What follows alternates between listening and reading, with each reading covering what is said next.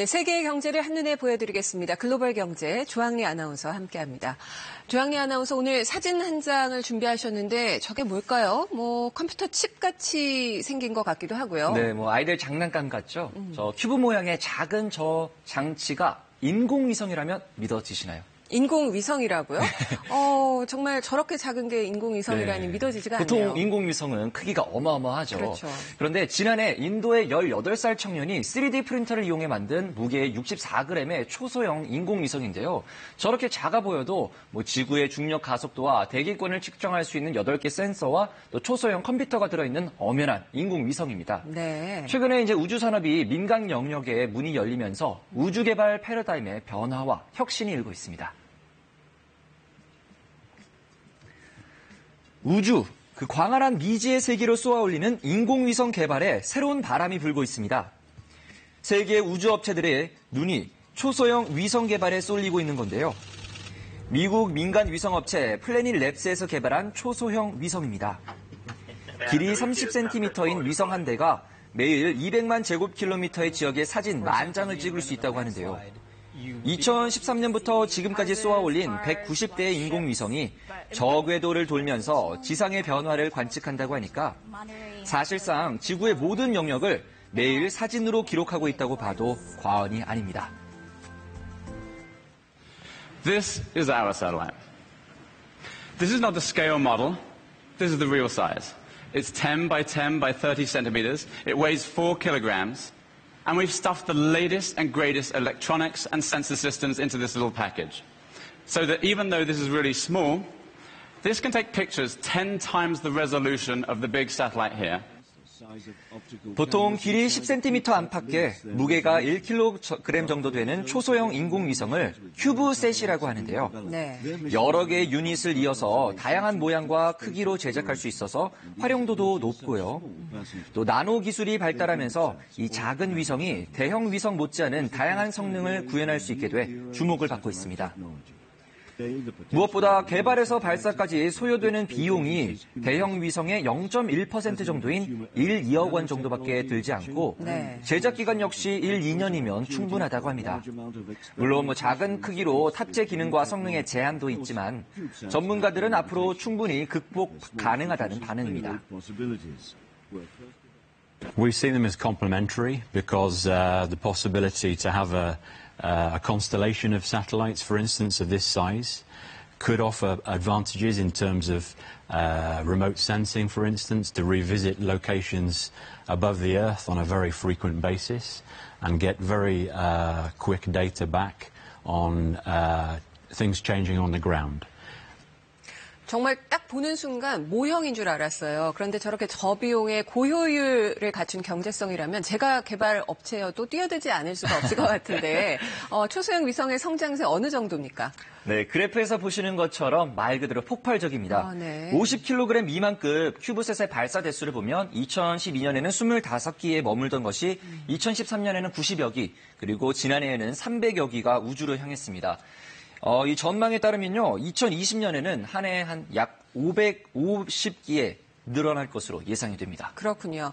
이 효율적인 측면을 보면 이미 우주 개발에 박차를 가하고 있는 이런 민간 대형 우주 기업들도 큐브셋 개발에 관심이 높을 것 같은데 어떻습니까? 네, 왜 이렇게 큐브셋을 개발하려고 할까요?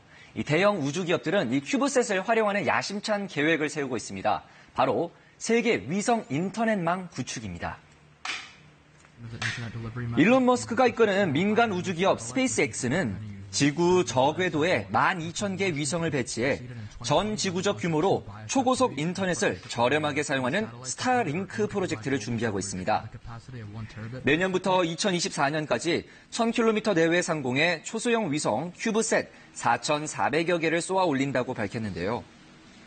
지난 2월 인터넷 위성을 탑재한 로켓 발사에 성공하면서 전 세계 위성 인터넷망 구축이라는 꿈에 한 발 다가갔습니다.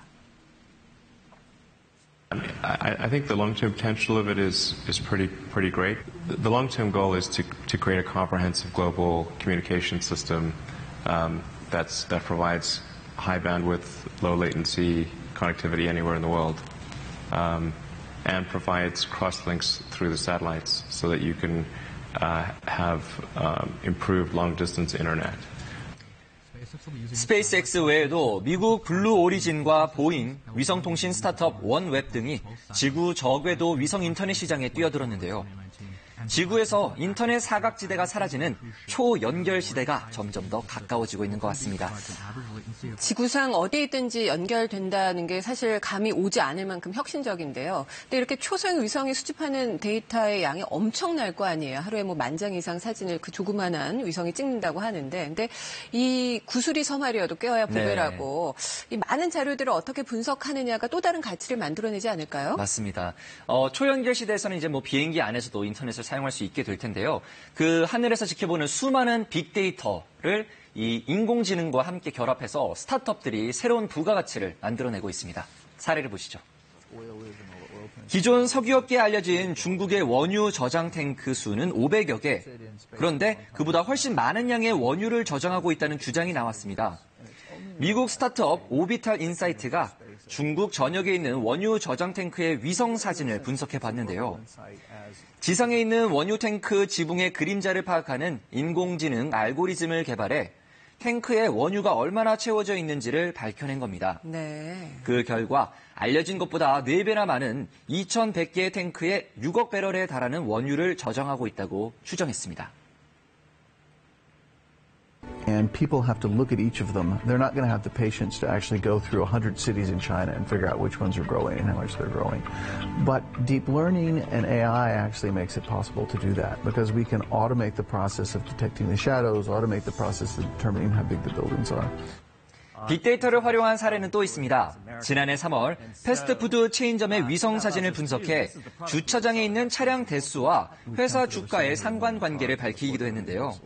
매장에 주차되어 있는 고객들의 차량 대수가 늘면 주가는 상승했고 주차 차량이 급감한 후 늘어난 시기에는 떨어졌던 주가도 바닥을 찍고 상승 곡선을 그렸다고 합니다. 신기하죠?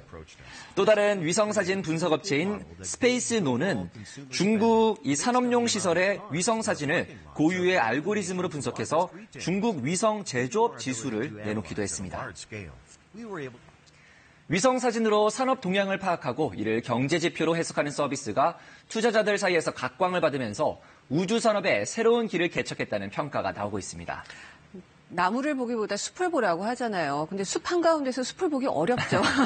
근데 우주에서 바라본 지구의 모습, 우리 한주소를 진단하는 이런 경제 지표를 다양하게 제시하면서 우주 산업의 가능성을 더 열어주고 있는 것 같습니다. 오늘 소식 잘 들었습니다.